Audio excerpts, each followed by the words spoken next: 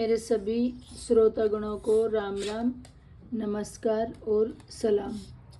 आज मैं भागवत गीता का चौथा अध्याय सुना रही हूँ। श्री कृष्ण भगवान बोले, इस अविनाशी कर्म योग को मैंने सूर्य से कहा, सूर्य ने मनु से कहा और मनु ने राजा इक्ष्वाकु से कहा।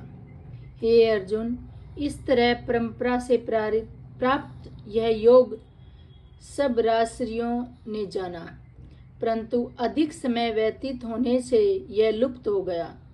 वही प्राचीन योग आज तुमको मैंने बताया, क्योंकि तुम मेरे भक्त और मित्र हो।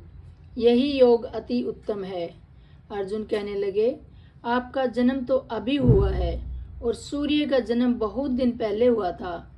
मैं किस प्रकार मानूं कि आपने सूर्य को यह योग बताया था। श्री कृष्ण भगवान बोले, हे अर्जुन, मेरे और तुम्हारे अनेक जन्म हो चुके हैं, मुझे वह याद है, तुम भूल गए हो। मैं जन्म से रहित अविनाशी संपूर्ण प्राणियों का स्वामी अपनी प्रकृति में स्थित हूँ, यद्यपि अपनी माया से जन्म जाता हूँ। हे भारत, जब जब धर्म की हानि होती है, अधर्म का प्राचल्य हो जाता है, तब तब मैं जन्म लेता हूँ। साधुओं की रक्षा, पापियों का विनाश और धर्म की स्थापना करने के लिए प्रत्येक युग में जन्मदाता हूँ। जो मेरे इस अलौकिक जन्म और कर्म का तत्व जानता है, वह मृत्यु होने पर भी फिर जन्म नहीं लेता और मुझ में लीन हो जाता है। इस भांति मोह, भय और क्रोध को त्याग कर मुझ में भक्ति करके और मेरी शरण गति को बहुत से मनुष्य ज्ञान रूपी तप से पवित्र होके मुझ में मिल गए हैं। जो जिस भाव से मेरा पूजन करता है, उसको मैं उसी प्रकार का फल देता हूँ। हे पार्थ, मनुष्य सब प्रकार से मेरे मार्ग का अनुसरण करते हैं, अर्थात यह चाहे जिसकी सेवा कर वह मेरी ही सेवा है। मनुष्य लोक में कर्म सिद्धि की इच्छा करने वाले लोग देवताओं का पूजन करते हैं, क्योंकि इस लोक में कर्म की सिद्धि शीघ्र होती है। मैंने चारों वर्णन की सृष्टि अपने अपने गुणों और कर्म से की है।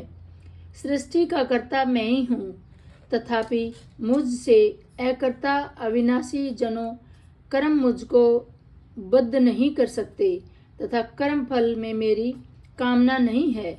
इस प्रकार जो मुझको पहचानता है, वह कर्मों के बंधन में नहीं पड़ता। इस प्रकार समझकर प्राचीन मुमुक्षुओं ने भी कर्म किए हैं, अतएव पूर्व पुरुषों को पहले ही किए हुए कर्म को तू भी कर। पहले ही किए हुए कर्म को तू भी कर। हे अर्जुन, कर्म क्या है और अकर्म क्या है, इसके विचार में विद्वानों की बुद्धि भी चकरा जाती है। उसी कर्म का वर्णन मैं तुमसे करूंगा।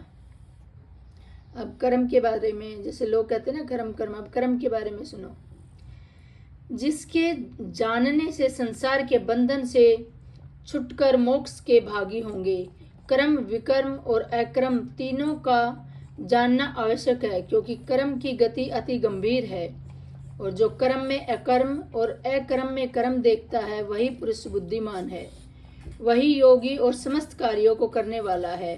हे अर्जुन, कर्म करने अपमान वायु का लय तय करते हैं। नहीं, अर्जुन, कर्म करने अपान वायु का लय करते हैं। कोई आहार को निरंतर कम करके प्राण को होम करते हैं, वे सब यज्ञवेता है, और जो यज्ञ से इनको सबके पाप नाश हो जाते हैं, और जो यज्ञ से बचे हुए अमृत रूप अन्न को खाते हैं, वे सनातन ब्रह्म को प्राप्त होते हैं। हे अर्जुन, जो यज्ञ नहीं करते, उनको यह लोक और परलोक दोनों नहीं है। इस प्रकार से बहुत से यज्ञ वेद के विस्तार सहित वर्णित है। इस सब को कर्म से उत्पन्न हुए जानो, इनके जानने से तुम मोक्ष को प्राप्त होगे। हे परंतप, द्रव्य में यज्ञ से ज्ञान यज्ञ उत्तम है। हे पार्थ, फल सहित सब कर्म ज्ञान में ही समाप्त हो जाता है। सो उस ज्ञान का यज्ञ का तत्वदर्शी और ज्ञानी लोग तुमको उपदेश करेंगे, इसलिए तुम उनकी सेवा करना और उनको विनय पूर्वक प्रसन्न करके ज्ञान यज्ञ करना। इस ज्ञान को लाभ करके तुमको ऐसा मोह फिर नहीं होगा। इसी ज्ञान से समस्त प्राणियों से भी अधिक पाप करने वाले हो तो भी ज्ञान रूपी नौका से ही सब पाप रूपी समुद्र को पार कर जाओगे। हे अर्जुन, जिस प्रकार प्रज्वलित अग्नि सब कर्मों को भस्म कर डालती है, इस लोक के ज्ञान के समान पवित्र और कुछ भी नहीं है।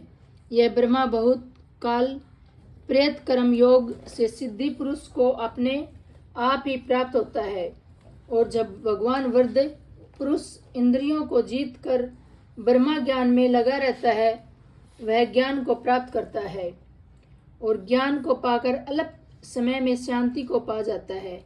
अज्ञानी, श्रद्धा रहित और जिनके मन में संदेह है, ऐसे जो पुरुष हैं वह नष्ट हो जाते हैं। जिनका मन सदैव संयमहीन रहता है, उनको यह लोक परलोक सुख कुछ भी नहीं प्राप्त होता। जिसमें परमेश्वर का आराधन और निष्काम कर्म योग के आश्रय से कर्म बंधन त्याग दिए हैं और ज्ञान से जिसके सब संदेह दूर हो गए हैं, हे अर्जुन, उस आत्मज्ञानी पुरुष को कर्म नहीं बांधता। हे अर्जुन, अतएव अज्ञान से उत्पन्न हुए चित्त के इस संशय को ज्ञान रूपी तलवार से काटकर मेरे बताए हुए कर्म को योग करने के लिए प्रस्तुत हो जाओ। इसीलिए भगवत गीता 4वां अध्याय समाप्त। सबको नमस्कार।